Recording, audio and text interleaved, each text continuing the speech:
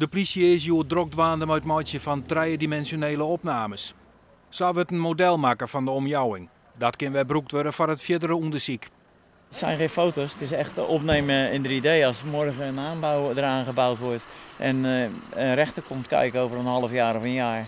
En die denkt, ja, dat is toch anders dan dat het was. Dan kan je dat altijd vergelijken. Dorpsbewoners maatje haar een ongerust na het zoveelste incident in Jesterwoude en omjouwing. Nou, je dit gebeuren zo ziet, dan denk je wel bij jezelf van, goh, hè, een rustig dorpje als Oosterwolde, waar je veilig komt te wonen. Ja, daar maak je natuurlijk wel zorgen om. Ik krijg zelf, er is bij ons een kindopkomst en dan denk je van, goh, is dit nou wel een dorp waar ik wil gaan wonen nog? Hè? Of waar ik nog wel wil blijven wonen? Ik vind het ongeloofwaardig dat het hier allemaal zo gaat. Dus, ja. En wat voor gevoel geeft dat? Ja, lastig natuurlijk. Dus je voelt jezelf toch ook wel een beetje minder veilig. Vind ik tenminste dus. En ik denk dat meerdere bewoners dat ook wel hebben, denk ik.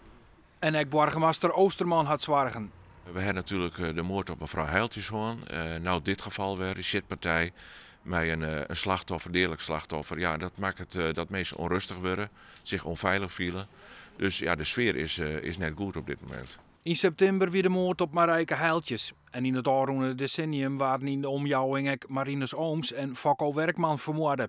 Burgemeester Oosterman denkt dat het om tafel gaat, maar hij wilde toch goed naar zien. Als we nou weten is er geen verband tussen de moord op mevrouw Heiltjes en wat hier gebeurd is.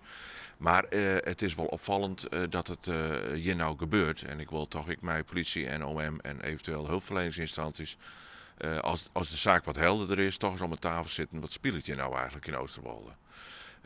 En als we daar een analyse van maken kunnen we ik zeggen van wat kunnen we er nou aan doen?